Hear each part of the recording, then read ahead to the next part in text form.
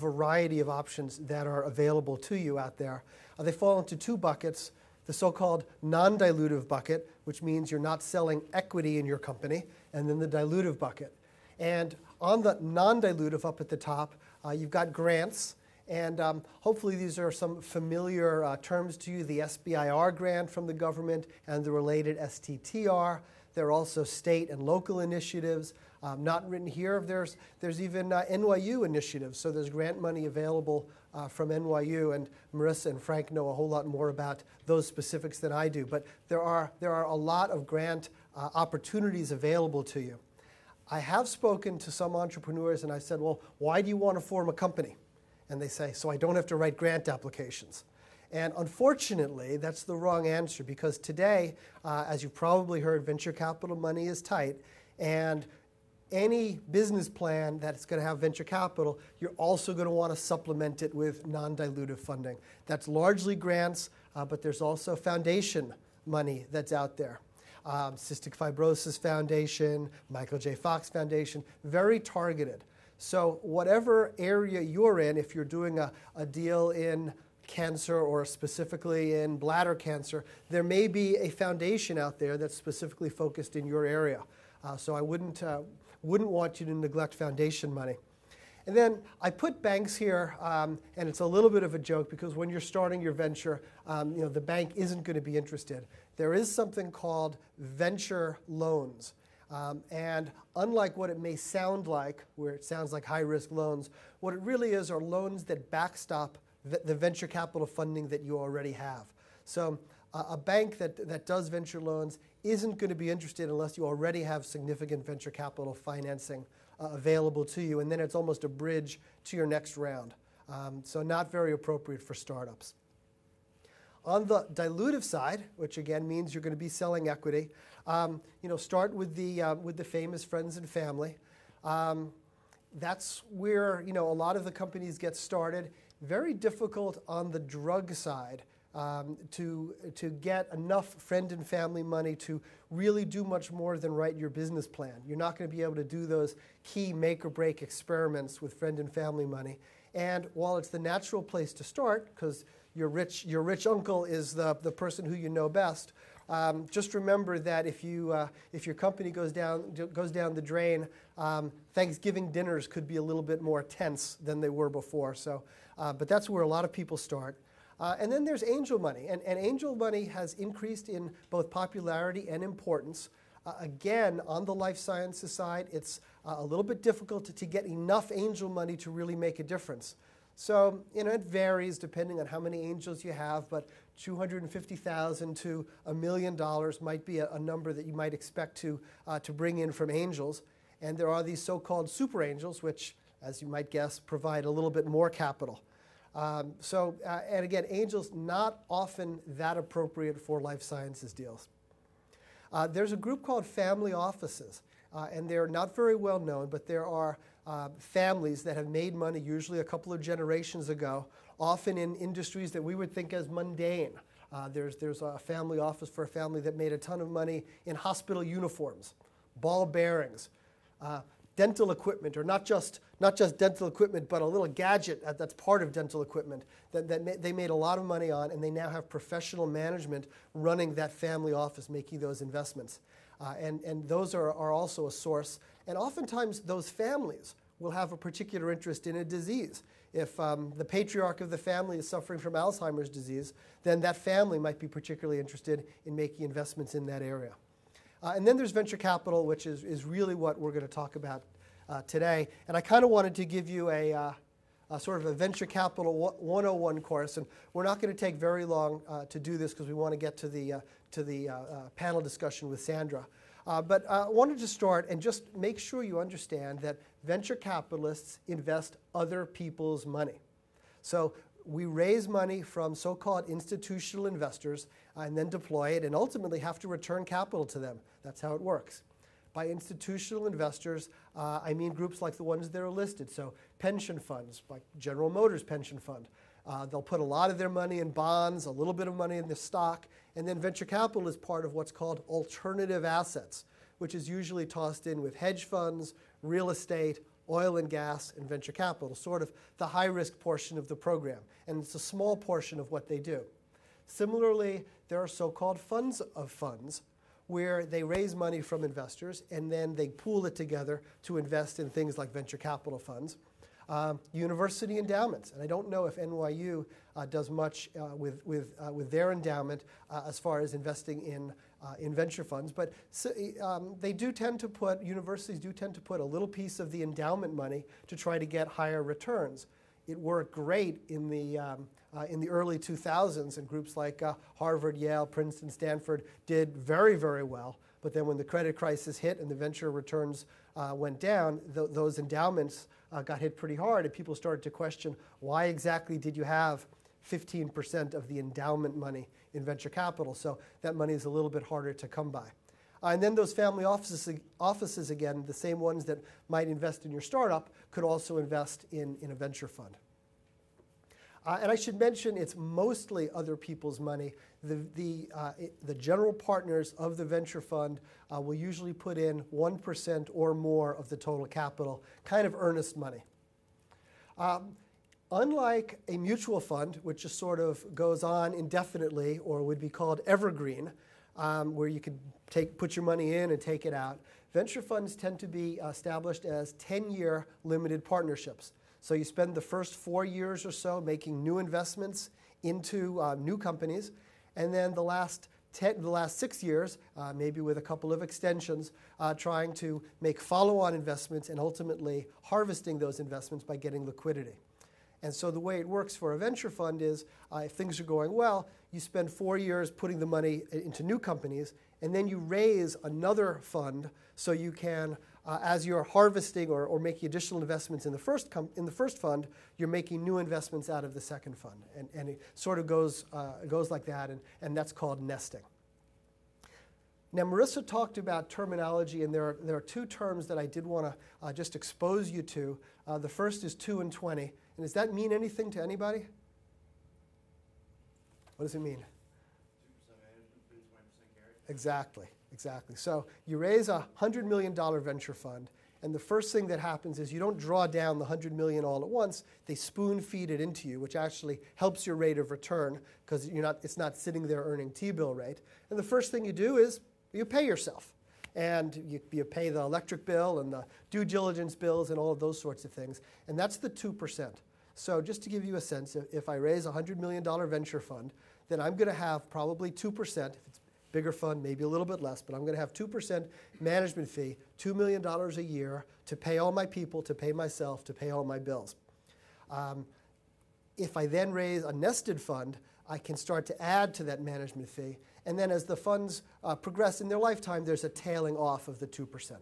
So that's the 2%. And then the 20% correctly is the carried interest. And that's the deal that we make with our investors that says that after we return all of the money to them that they invested, we're going to split the profits with them. We're going to split those 80% for the investors, 20% for the venture fund personnel. So the way the economics tend to work on my $100 million fund, if I just believe that I do nicely, I double the fund, that probably gives me about a 15% IRR, internal rate of return. That would be a good outcome, not a Facebook outcome, but that would be a solid outcome. So if there's $100 million of profits in my $100 million fund, that means that 80 million of those profits go to the investors and 20 million go to the VCs. So that's the idea is to try to align the interests. Everybody wants there to be good returns on the fund. And then the last term I wanted to mention, pre-money versus post-money, and that has to do with valuation. So if you're going out to raise your first round of financing, and say you have 2 million shares outstanding, and I offer you, I'll invest $1 million at $1 a share, that's implying that I believe at $1 a share, you have 2 million shares, that your company is worth $2 million pre-money, before my money goes in. After my money goes in, that's going to be the post money, and that's the 2 million plus the money, or 3 million. And while entrepreneurs spend a lot of time thinking about, well, what's my pre-money, and reasonably so, what's the implied price per share, the venture capitalists spend a lot of time thinking about the post money, because I know we're going to have to raise additional capital for our company. And the $1 million that I'm investing is designed to achieve certain milestones that you've laid out. And do I believe that for the next round, we're going to have a value that's greater than the post-money? The pre-money becomes old news. Okay, so just these are terms you're going to hear, pre-money and post-money. So I want to give you a sense as to what it's like inside the venture capital offices. And this is the deal funnel. And if you're lucky, you can skip one of these steps. But basically, the deals come in. When I was at Domain, the larger venture fund, we would see about 1,000 plans a year. Of those, it seemed like we met about 150 companies. To 25, we went to due diligence, and we did between 5 and 10 deals a year. So sometimes you're going to hear 1 in 100 deals get done that a venture capital group sees. Actually, that may be optimistic. It feels more like 1 in 150, something like that. But the idea, as you go through this process of fundraising, is very much to try to move down this funnel. So what's the purpose of your business plan? The idea of your business plan is to get to a meeting. What's the idea? What's the goal of the meeting? To get the venture firm to engage into diligence. And then ultimately, what's the goal of diligence is to get to your investment. So a couple of things that you all should know about a venture firm that you guys are targeting. And a lot of this is much easier to do today than when I first broke into the business, because of every venture firm has some sort of a web presence. And they try to make it easy for you because they don't want to be targeted with deals that don't make sense for them. So what are the investment parameters? Specifically, what industry do they like to do? If you're a healthcare services company, then a life sciences, a biotech venture capitalist may absolutely not be appropriate. What stage does the firm like to do? So some VCs are very much seed stage. I want to get in with the company formation. That's wonderful. Some of them are later stage. I want to do a Series B, do a Series C round, that kind of a thing. And then, oh sure. So when you form your company, you're going to own common stock. And when the venture capitalists invest, and I'm going to talk about this in a bit, they're going to buy preferred stock. There's a reason it's called preferred, because it has certain advantages, bells and whistles, that are just traditional, and you're going to see that when you raise venture money. And we'll talk about some of those advantages in just a bit. But the idea is your first venture round is going to be preferred A stock, and then your next venture round is going to be preferred B, preferred C. So again, the jargon, your A round, your B round, and your C round. And then I would say you also want to understand how much money does the venture firm want to invest. And again, if we go back to my hypothetical $100 million fund, maybe I'm going to want to do 15 to 20 deals in that fund. So if you do the math, maybe $5 to $7 million into each company over the lifetime of that company. So not $5 million all at once, but I need to keep some money in reserve, often 1x or even 2x what I invest at the beginning. So if I've got a $100 million fund, my entry point might be a $2 million investment, $2 to $3 million. And as you talk to venture funds and you have your plan, if you need a number that doesn't fit with my investment number, then it's a waste of everybody's time. So if your plan is great and all you need is $50,000, my $100 million fund isn't for you. It's just not going to be worth my time to invest $50,000, even if I'm going to get a 10x return. Returning $500,000 out of a $100 million fund doesn't really help me. Similarly, if I have a $100 million fund and you need to raise $50 million, well, remember, I wanted to invest 2 or 3. That doesn't help either. I should point out, though, that a lot of plans kind of have, well, here's one thing we could do if we raised $20 million. We could do all of this stuff. But if we only raised $3 million, well, we could do this and still create a lot of value. So what I'm saying is you need to have a different idea of what your business would look like depending on who you're pitching to. And of course, you need to believe in both of those ideas and want to do both of those ideas. And if, for instance, you just don't want to do the $2 million raise and that plan, then you certainly don't want to talk to the little funds and vice versa. it's sort of so as you probably heard, the venture industry in general and in particular in life science is contracting these days. And that means that a lot of funds are getting old in the tooth. So they spent their 4 years, they made all of their new investments. They're still kind of out there. They'd love to raise a new fund, but they can't. And they don't put out a press release that says, oh, by the way, we're not making any new investments. They don't want to do that. It looks bad. It takes them out of the deal flow. But you need to really try to figure out sooner rather than later whether the fund that you're talking about has what we like to call live ammunition. And you can, at some point, you can ask them. But you can tell if you look at the portfolio companies, which are listed on the website, and you see that they haven't made a new portfolio company in 5 years, they'll probably tell you, oh, we have room for one more investment, but I don't know that that'll necessarily be 100% the truth. And you just don't want to waste your time talking to people that just don't have money. When I was on that side of the table, and I should mention right now I'm mostly consulting for life sciences startups, but when I was on the venture side of the table, it was amazing how many groups or how many entrepreneurs would send me a plan for a company that was directly competitive with a company that either I was already on the board of or that our firm had invested in. And that's just laziness as far as I'm concerned. And it's real important for you to think about who your competitors are. And there's a positive and a negative reason for doing that. The negative reason is you just don't want to send your executive summary that's maybe is confidential, maybe it's not, to a group that's funding one of your competitors, that's hands-on with the group that you think is most directly competitive. So you need to know your competitors. You need to know, well, here's a group, it's sort of competitive, but not close enough that I'm worried about. But these are the 3 companies that, boy, if anybody is invested in these companies, I don't want to be talking to them. And then you figure out who their investors are, which is usually available on the website of those companies, and you want to take them off your list. That's the negative side. The positive side is if there's a company that's similar to yours but maybe has already been successful and you're the next generation, then those venture firms that made a ton of money in the first generation company might very well want to take a look at your company.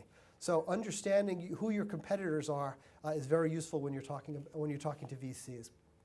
And then finally, on this slide, you actually don't do your deal with a venture capital firm. You do your deal with a partner at a venture capital firm. And if you send your executive summary to the wrong person, then if you're lucky, they will forward it to the right person. But you've lost any sort of momentum that you might have. So, and we'll talk about this in a minute, but you really want to get a good introduction to the right person at the fund. How do you tell that? Well, again, the information is on the website of which companies the fund has invested in, and then there'll be bios, and usually the bios of the partners will list what companies they've been involved with. So you want to be very careful in choosing the right venture partner to be going into. So what do VCs look for in a business plan? The first 2, 4, 5 of these in black are sort of what you can read about in a textbook. And if you go to any of the business plan writing software or books, they'll tell you, and you need to cover all of this stuff, obviously. But I wanted to focus on the last 3 here that are a little bit more interesting, a little bit more touchy-feely. And the first is the source, which is what I was alluding to before. And remember, so I'm sitting at my desk, and my share of the 1,000 proposals a year comes into me, and I'm trying to figure out how I'm going to move them down the funnel quickly. So I want to spend as little time as possible on the deals that we're never going to do, so I can spend as much time as possible on the deals that we might do. And the first imprimatur that a plan comes with is, well, who sent me the plan? And if it's from a respected venture firm that's put their money into the deal, then I know that they bet with their own capital, and so that has a lot of validity. Now, if they've already invested, maybe 5 years ago or 2 years ago, then I take it with a grain of salt because now they're part of the company. But the best is if they said, hey, we're thinking about investing in this company, we've given them a term sheet, we're trying to round it out, but you're going to get in on the same terms as we are, then that doesn't mean I'm necessarily going to follow them, but I'm sure going to pay attention. Similarly, people that we trust are going to have more sway. So, respected CEOs or scientists, SAB members that we know, if they send me a deal, I'm going to pay attention to that. Interestingly, a friend of one of the partners, It doesn't have the same validity. The partner's friend may not know a good biotech company from a bad one, but the partner is going to want to be sure that they give that friend's deal all due deliberation. So that's not a terrible way to go in. And then we kind of go down the list. The lawyers, the accountants, the bankers, the friends from the industry, they're all seeing deals. And when an accountant would send me a deal, I would say, thank you very much. Tell me, are you doing this because you said you would introduce them to some VCs? Or do you know something about this company that really makes you enthusiastic? And to be honest, most accountants can't really tell a good biotech deal from a bad biotech deal. Except for sponsors. Except for sponsors. And Eisner-Amper. There's some smart folks over there, actually. And it just sort of goes down. And then at the bottom is over the transom. And if you're writing an email, and all the venture firms have this thing, a button, submit a deal.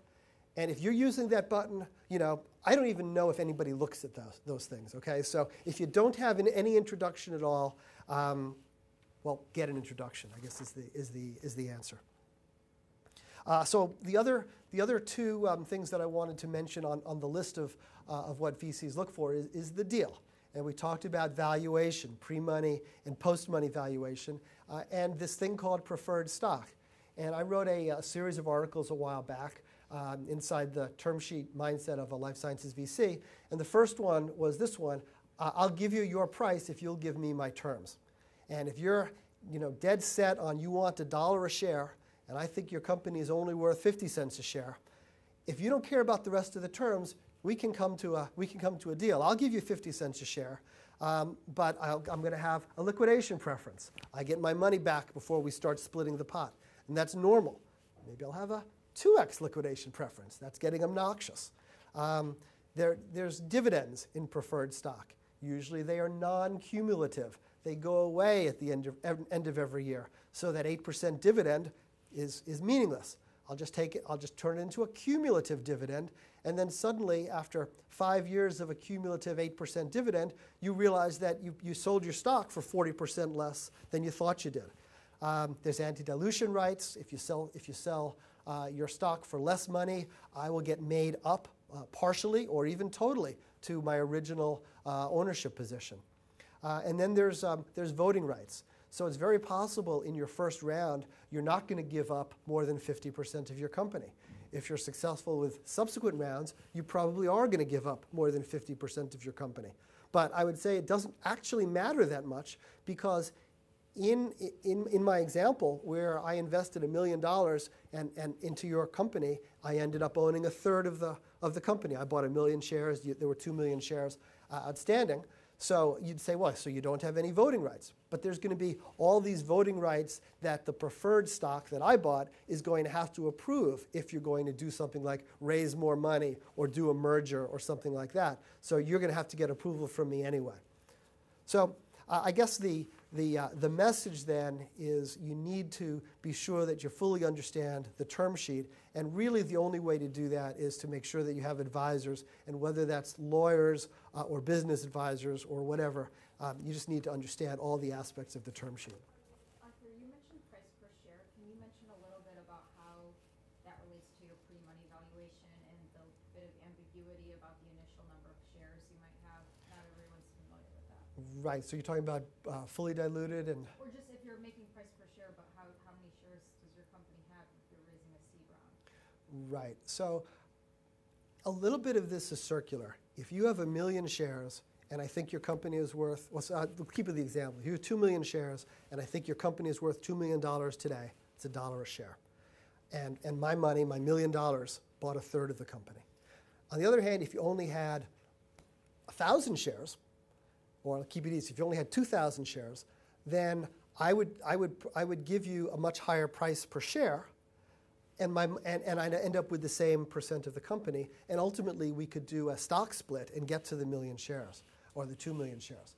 So it tends to work out that the first round financing is going to be at 50 cents to $1.50 a share, something like that, and you can adjust the number of shares by doing these stock splits. And sometimes it's difficult to explain to the person in the lab, if you do a stock split, how he now has 10 times as many shares or 1/10 as many shares. but in reality, it's the same percent of the company and therefore has the same value. So, Is that what you meant? Yeah, it really rolls back into the pre-money valuation, right? Right. It really comes down to that. So if you want to just add them any color on how pre-money, I know it's really ambiguous, but what are some tips on thinking about pre-money valuation? Right. So the problem that you guys have on the entrepreneurial side is you're doing one deal. The VCs are seeing 1,000 deals a year and working their way through, so they're going to have a better idea of what the going rate is going to be. And it's very hard to value, and in retrospect, you look back at Facebook or whatever, maybe some of the stock was sold at the wrong price. Some people got good deals, maybe some people got bad deals, and hindsight is fine. But looking forward, what we tend to do on valuation is to say, okay, on your $1 million raise at a $2 million value, now your company's worth $3 million, you're going to spend the money, you're going to do these experiments, you're going to create some value, and if you're successful, then I believe that we can raise money at $6 million pre-money, which is going to turn out to be twice the price of the last one. And maybe we need to raise $4 million in order to do the next set of experiments. So now you have a $10 million post-money, the 6 pre plus the 4, and you kind of work it through to what you think might be a reasonable exit. And then you kind of say, does the whole thing hold water, and does it sound like the other deals that we've seen out there in the marketplace? So can I just get a clarification? It's not like a market value. It's not like if you had to sell your company tomorrow, the market would pay $2 million. It's more your estimate of the future value at this present time. Is that? Well, sort of. I mean, hopefully there's some relation between the two, that the market would sort of take that into account. Now, if you were going to sell your company, usually there would be some sort of an acquisition premium. And if you were going to sell it, then maybe the parent company would say, well, we don't need all those people. We have people. So, the economics might look different. But, we understand on the venture side that we're competing with other venture capitalists, we're competing with other sources of funding, and we're competing with pharma deals and potentially M&A. So the numbers, are fairly close. But it's way too early for people to worry about revenue. It's more future revenue, right? Nobody's expecting at this point to go out and sell a product and make money on it yet. Right. So I mean, if you're doing a preclinical product, you're going to want to demonstrate that there's some significant market potential, unmet medical need, but nobody's going to be out there sharpening their pencil and seeing what your earnings per share are going to be in 2022.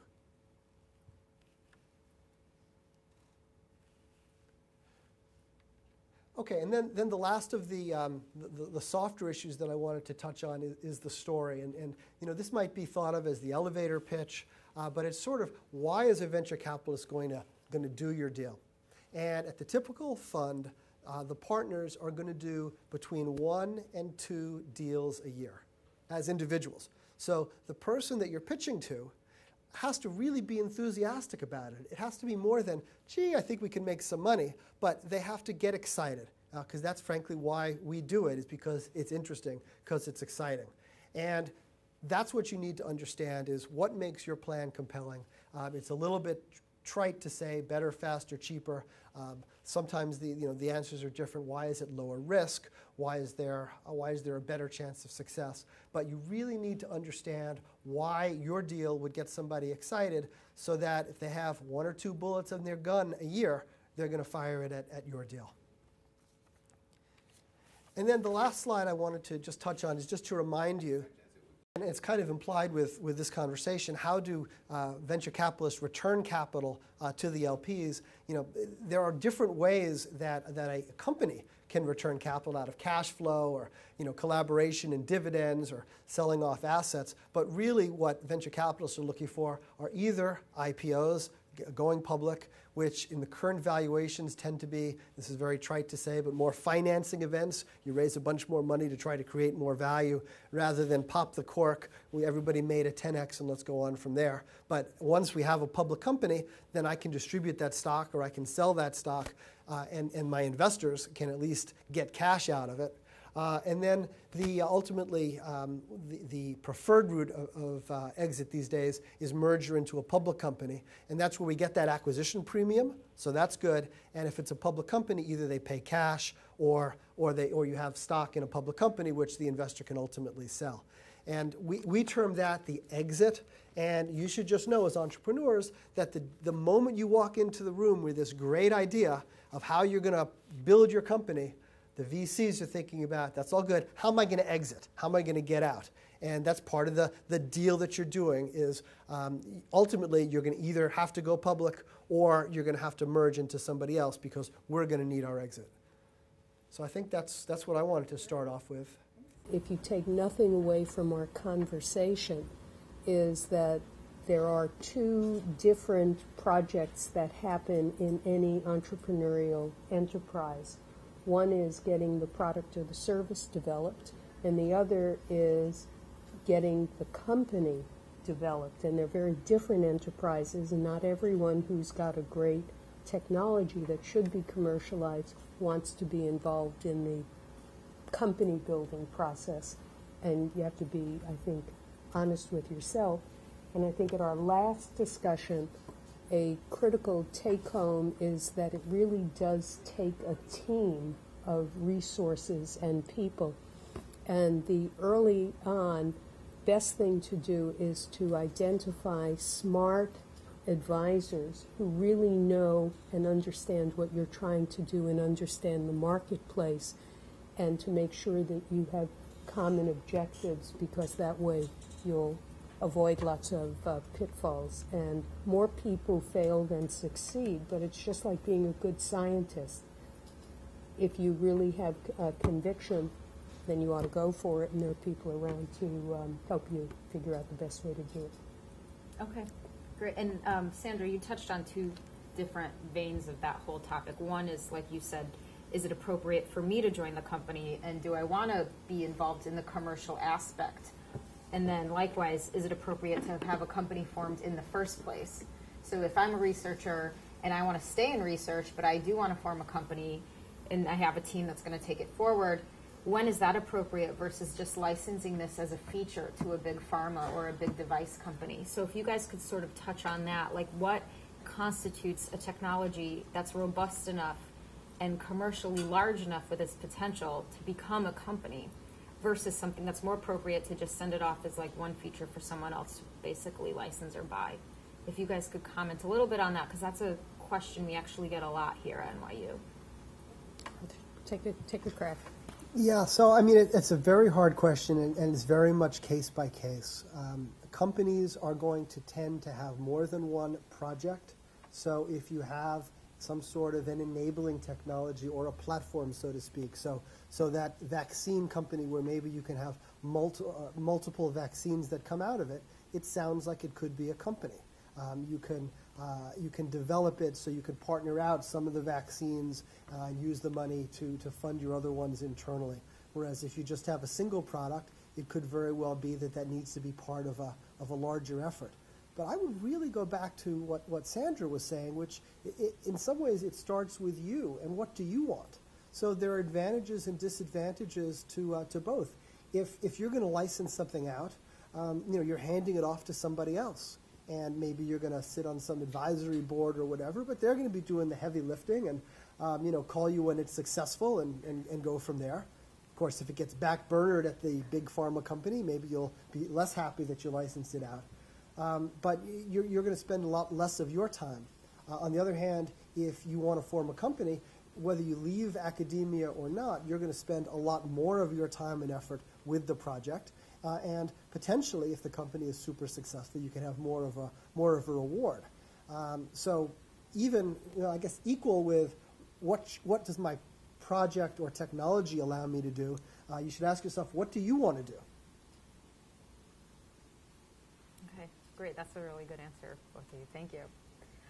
So now, let's say we have someone, they think that they have a technology that they could start a company with it. When is the right moment to start looking to VC versus grants? If you guys could provide a little bit of context on that, that would be really great. One of the things that's important to think about, in addition to recognizing that your ideas and your dreams for your entrepreneurial effort are going to be different from someone else's, is that the general environment changes.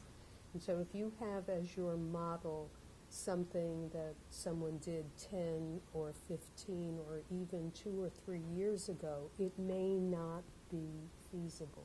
And I think in the current environment, I believe that the wisdom is staying longer in the academy than immediately jumping out into the commercial sphere. Let me give you an example. There are folks up at Tufts who are considered the gurus of calculating the cost to bring, and we'll use a therapeutic for an example, in this case, a new drug to market. And I believe the current estimates are that for every new chemical entity which comes to market as a drug, it from the point where someone says, Eureka, I have something that I want to bring to the market that's going to be a new therapeutic, it's going to take someplace in order of magnitude of $1 billion, $1.5 billion to bring to market, and it may well take 10 years. That's a long time and a lot of money. So it's a real problem for the industry, and it's a real problem for venture capitalists who are placing, 1/10 or 1/20th of a fund to meet both the time and the capacity of capital to be involved in that enterprise. So there are a bunch of new initiatives trying to figure out how is it possible to perhaps get a better hit rate on the opportunity, because those costs are, again, an aggregate across the industry. So if you can get proof of principle either earlier and cheaper and fail faster, that may change the dynamics. So if I were inside the academy and I had a great idea that I was passionate about a new therapeutic, I would want to stay as long as possible using government non-dilutive funding, to use Arthur's term, to get to the point where someone was willing to take a real bet.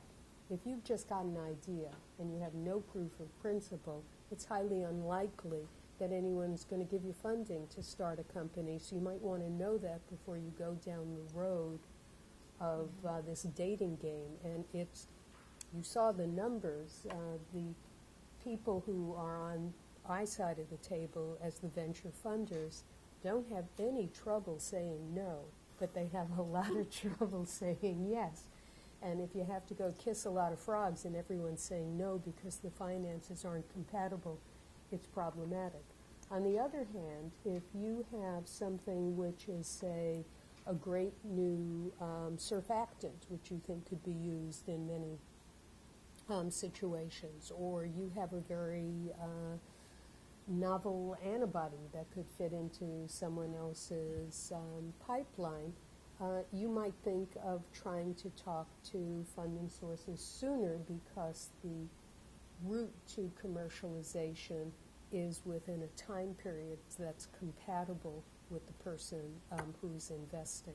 I don't know if that is helpful, but I think it's critical to understand what would need to happen and how long it would take and how much it would cost to get to a point where the green eye-shade investor, who's at the end of the day only objective is to make money, can see that if he gives you that 5% or 10% of his fund, he is going to be able to return to his investors. Well, that's well said, and what Sandra is talking about is the infamous funding gap, where the VCs want to invest later and later because more risk has been baked out, and you'll talk to a lot of venture capitalists who say, I'd really like to invest after you have phase 2 results. And you say, but I'm in my lab, how am I going to get phase 2 results? And yeah, you can get you can get some government money, but the bottom line is, when your next task is manufacturing your biologic, you're not really going to be able to put your postdoc to work doing that. So you're going to have a real issue there. And there are some government grants and that sort of thing that can help get you there, but it's a real problem. And it's compounded by the fact that, as I said before, the VCs answer to our investors. And if we don't believe we can make money, even if it's socially, everybody could agree, boy, those anti-cancer projects really ought to get funded.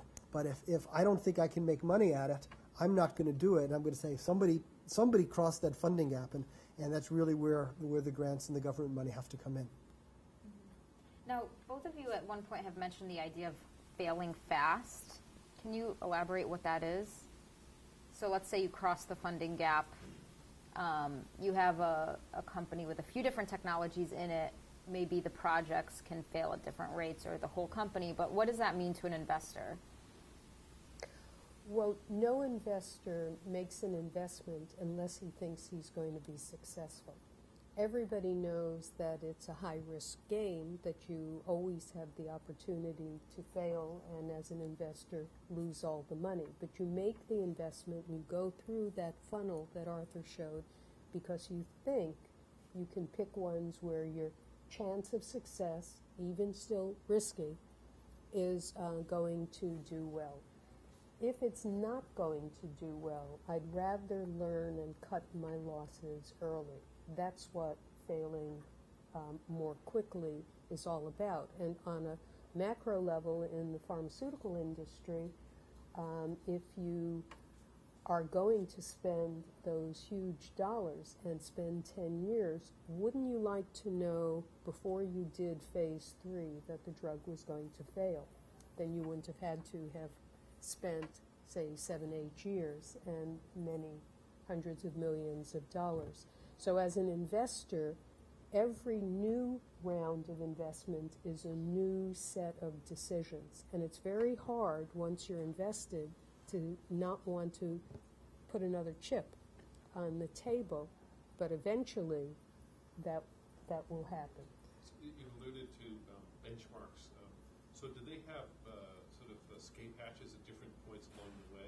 So when they've invested, say, in this company, they have these benchmarks. Do they have an exit plan that may not be so optimistic, where it may be an early failure, where they'll just cut? So is that predetermined, or they sort of figure that out as they go along?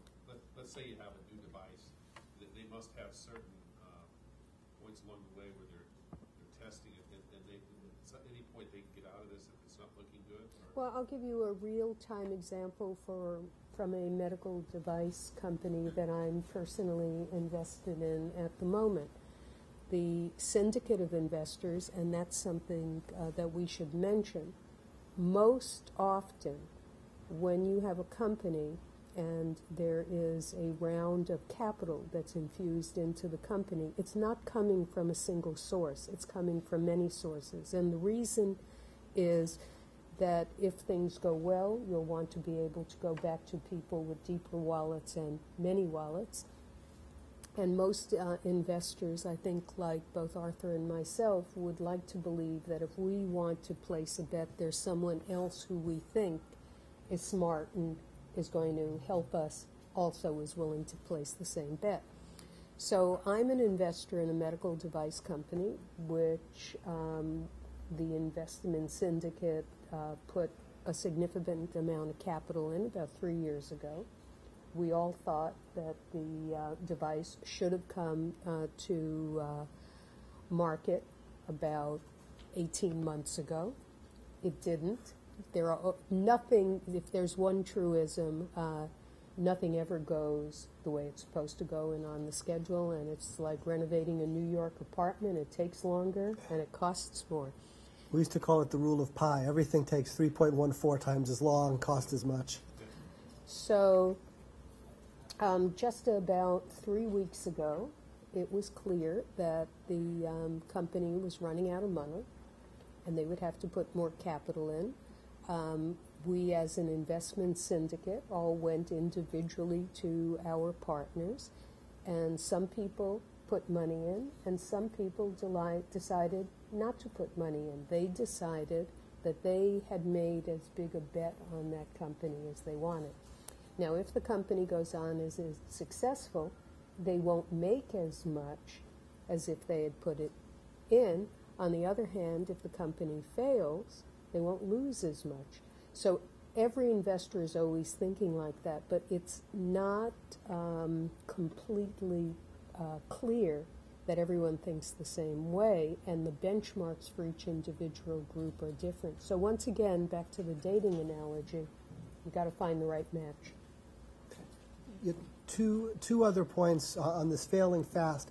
It's not just the investors who it's in our interest for the projects that are doomed to fail fast, but for the entrepreneurs as well. If it's doomed to fail, finding that out in 6 months or a year is a whole lot better than finding it out in 5 years.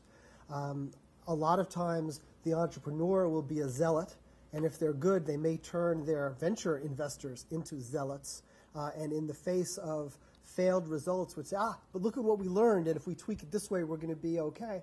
And it's really hard to tell whether that last tweak is going to be the one that gets you over the edge, and if you are, you're a hero for sticking to it, or if it doesn't work and you say, God, you should have given up 3 iterations ago.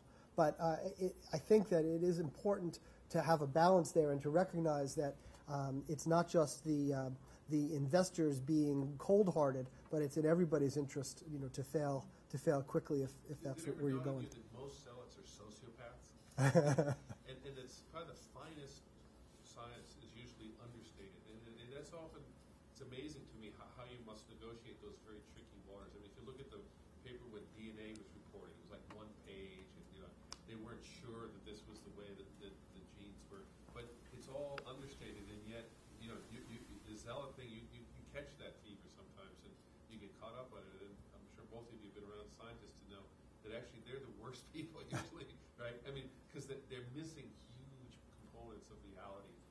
They're the worst and the best. I mean, right.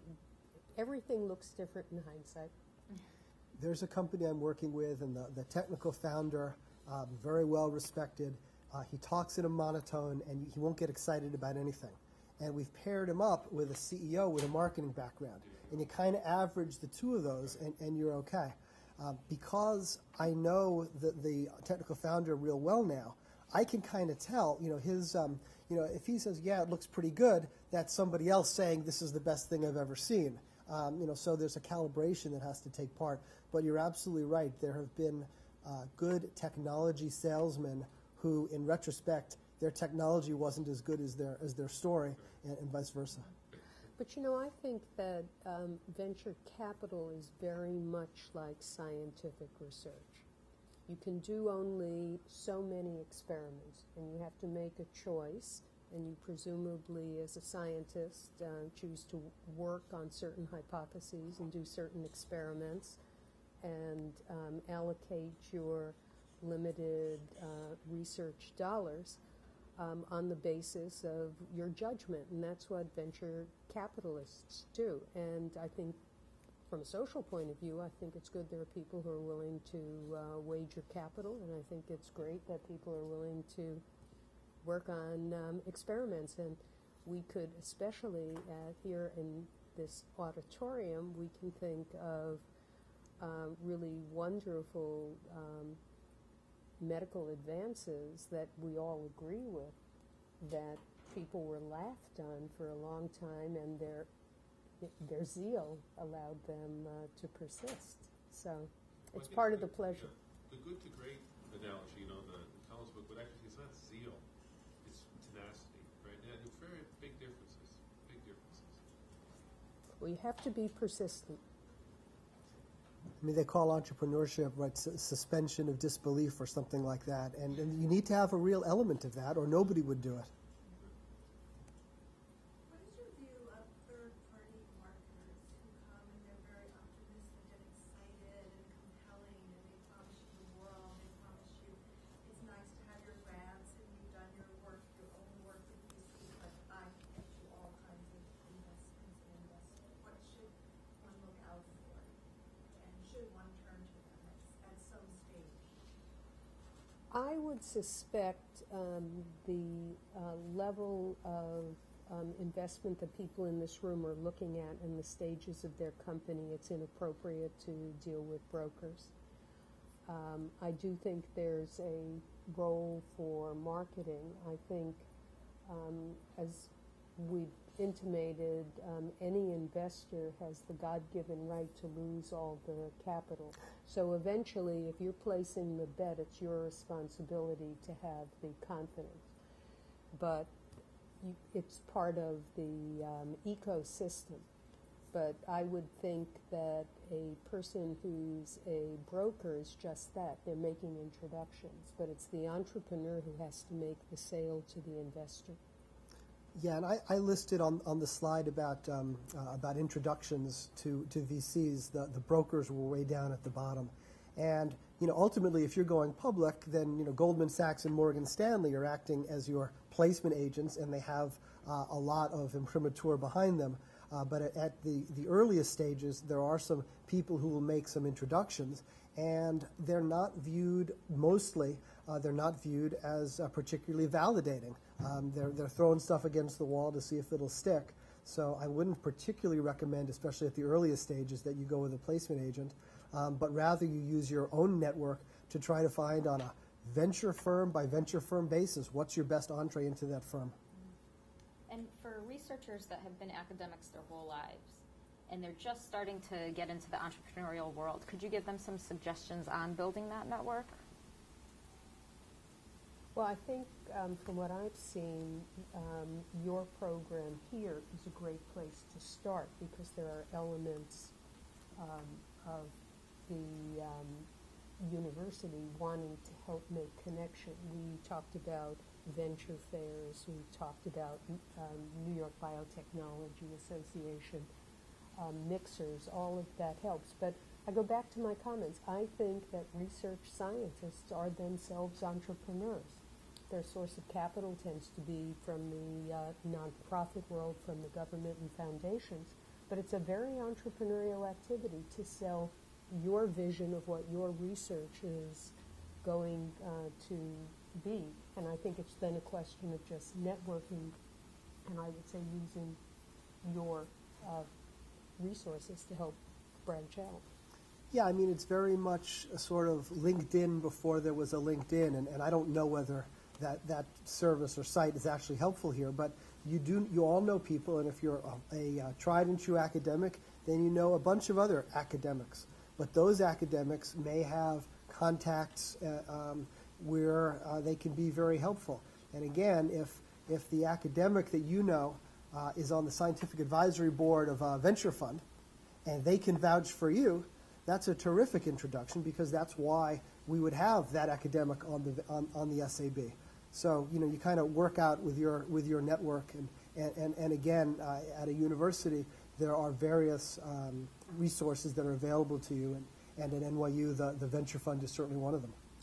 Are there people in the room who at the moment are interested in approaching sources of capital for investment? And do you have a particular issue you'd like to talk about?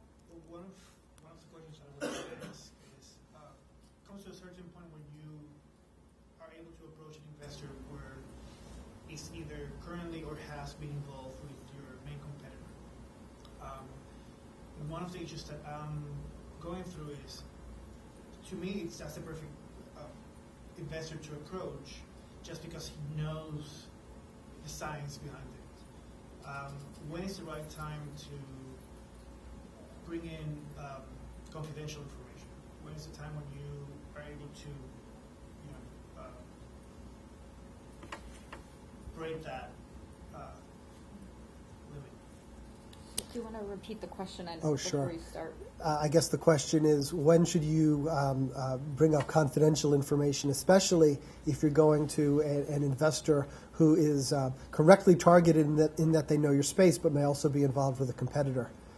And venture capitalists, you probably heard this, don't like to sign confidentiality agreements, and especially not at the beginning, right? So if we're seeing 1,000 deals a year, we can't sign 500 confidentiality agreements. If you get down the funnel, you may have better luck when we're doing due diligence on 25 companies, and we might sign 5 or 6, or we might have a consultant for the real high-tech aspect of what you're doing, sign a CDA. But you need to figure out what part of your business is truly confidential. I mean truly confidential, because I've had meetings where the entrepreneur won't tell us anything. And then it's like, well, thanks for coming in. I got 999 other deals to deal with here. But if you can really put a circle around what's confidential, and then if the investor who you're talking to is truly actively involved with your competitor, I don't think you should be talking to them. If they're reputable, whether they sign a confidentiality or not, they're not going to email your plan, but they're going to learn stuff, and you just don't want to be talking to someone. Best is if they've already exited, that company went public, they made their 5X, they love the space, they know the space, that's perfect. I would say the rule of thumb is if you are afraid that what you're going to tell someone is going to prevent you from being successful or will allow them to be successful, that's what you don't want to share. And in early conversation, you should be able to explain in not technical terms the problem that you're solving. And I think that if you're dealing with reputable investors, and you have to do your homework the same way they do their homework, you should be able to determine pretty quickly whether it's a conflict of interest. And most people who are professional investors want to stay in the business. They can't stay in the business if they harm companies that they might be potential investors in. So once again, it's important to be dating the right people. How do you control your investment? And how do you, well, sort of, and I get what you say, but then how do you, as a VC, how do you keep your investment moving in the direction you want it to? So you're talking to all these people, you're listening to everybody, and consensus is achieved, and everybody is very happy. Well, it's this funny thing about venture capital in that as a partner at a firm, there's only one person I can kind of tell what to do, sort of my admin. I can sometimes get him or her to do what I want them to do.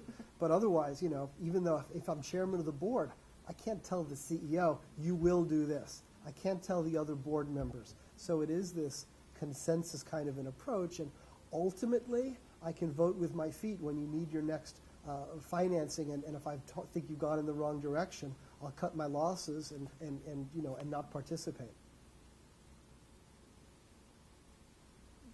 General question about drug development. Arthur, you mentioned that drug development companies are going to be looked at with a different lens, obviously, because of the timeline. And Sandra, you mentioned that there's a certain point when you've stayed in academia for long enough when you think you can start to look for funding from other sources. So I recognize that point is going to be different depending on the size of the market, the people involved, and whatever the disease is. But I'd be curious to hear what you two personally need to see in order to really consider a drug development company. Do you need to see really good preclinical data? Do you need to see really strong IP? I imagine it's kind of all of the above type thing, but I'd be curious to hear. Well, I should say that over the many years I've been in venture capital, we have done pharmaceutical companies, and one, for example, that you may be aware of because it's a successful New York-based company is a company called Accorda Therapeutics, where one of the scientific leaders in the company was on the faculty at NYU at the time the company was formed and did serve on the boards, but that's initially quite a while ago, and things may have changed. And we did that investment, but it was the last therapeutic investment which we made, and that initial investment is now probably 10 or 12 years ago. And for our funds, because of the size of the capital that we have to invest, it's no longer compatible to do that. Now, larger funds, which are out there doing drug development deals, may have criteria that will be specific to them. But I think the important thing is to then do the homework. Some people want to invest preclinical. Some people want to see animal data in several species. Some people want to see first-in-man data before they will make an investment. And the lowest risk, although in a therapeutic sense, it's still, as far as I know, statistically a flip of a coin whether a phase 3 trial works or not. So it's still a risky business. There are some people who won't invest unless they see a post-phase 2 data. When we were investing in therapeutics, we were later stage investors as opposed to early stage discovery. The company you mentioned, what stage were they in and how big was the investment? When we made, over the years, we had probably invested a total of, probably, it was invested over many years from different funds, but over the years probably something like 8 to 10 million. But that was part of syndicates, and the company, before it actually brought the drug to market, had raised far in excess of that from many investors over a long period of time. Everything is so unique. Yeah, I agree with what you said, but I'd also say it does come back to your story. And Sandra talked about some of the problems with drug development, which are pretty simple. It takes too long, it costs too much, and it's too risky. So that's the bad news. The good news is a drug with $1 billion in sales and 90% gross margins, that's a pretty good win. So what we need to see from you on when you're trying to sell your vision to us is, well, why is it going to be less risky, less costly, or faster? And there are some, reasonable things to think about. So everybody talks about new mechanisms of action, right? So that's interesting, that's exciting, and it can be very good, but that's risky. If you have a drug that's an improved way of going at a known mechanism of action, it's kind of by definition less risky. If you look at clinical trials in different areas, the statistic that just blows my mind in the depression space, it's really hard to have successful depression studies because of the nature of the disease. And if you look at drugs that are on the market today as antidepressants, and you go back and you say, well, how did they do in their phase 2 studies? Those marketed drugs failed half their phase 2 studies because those studies are so hard to do.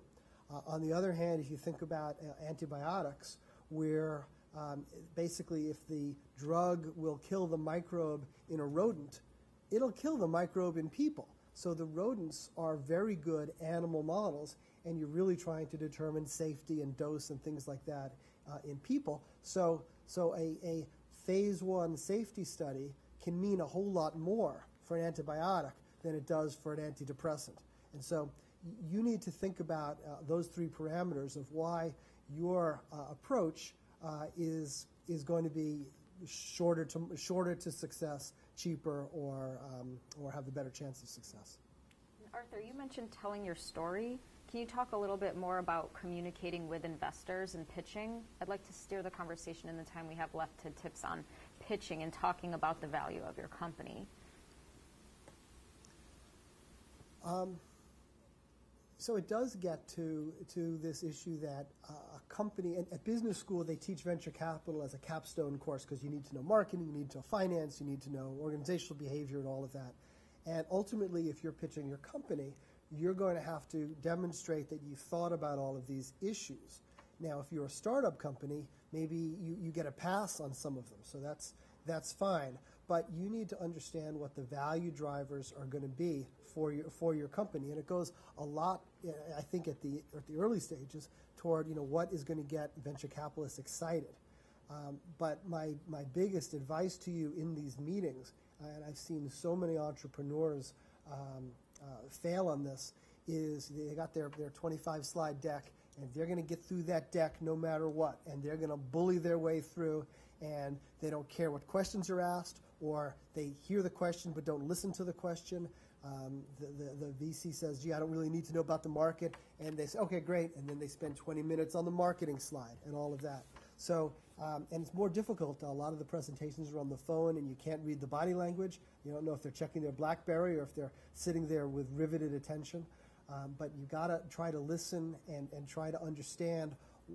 These meetings, they're rare, they're valuable, they're your chance to shine, and you only get one initial meeting.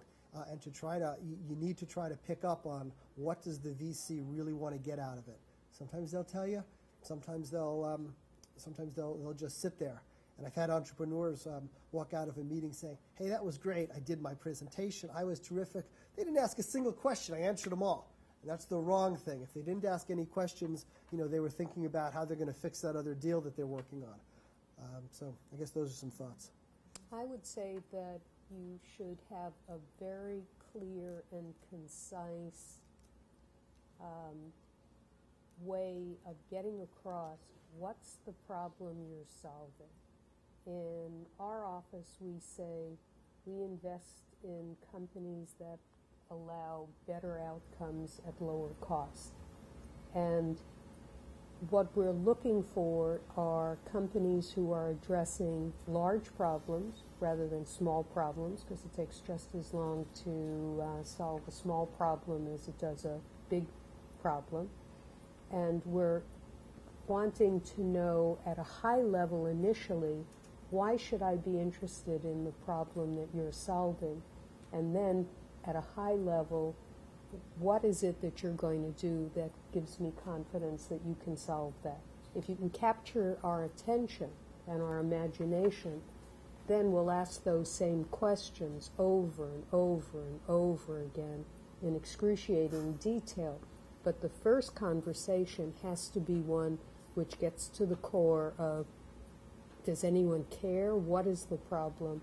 And why, from what you're presenting, should I be interested in your solution to the problem?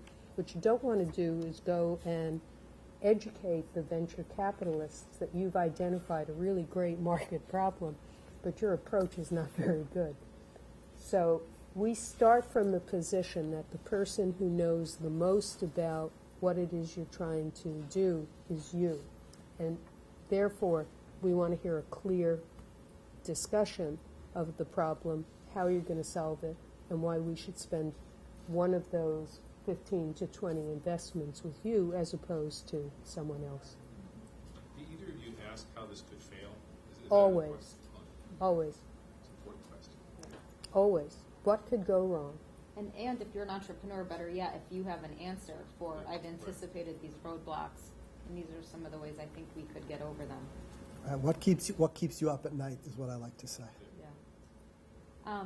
So we're starting to run out of time. Is there one or two key pieces of advice you'd like to leave the audience with? I would say use the resources first that are being made available to you to have a conversation. That'll help you know what the next steps are.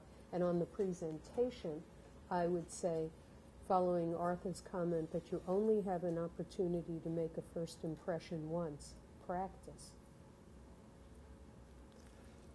I would go back to one of the great characteristics that one of my mentors at Domain had, Jim Blair, who was one of the original investors in Amgen and Applied Biosystems and Genzyme. And Jim was terrific, I guess still is, in that he knows exactly, he's 100% sure of what he thinks about a given company, a given opportunity at any given time. I mean 100%, full speed ahead. Then he gets some new data, changes his mind. 100% we're going this way, okay?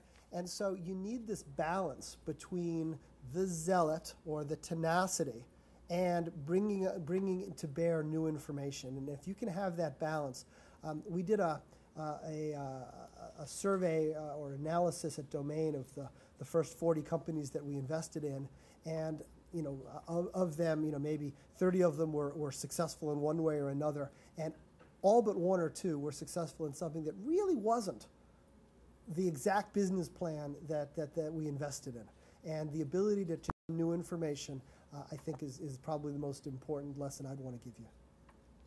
Okay, great. Thanks, you two. So we're out of time, but I'd like to thank our guests for coming. And please join us downstairs if you have any additional questions for Arthur and Sandra. Thank you.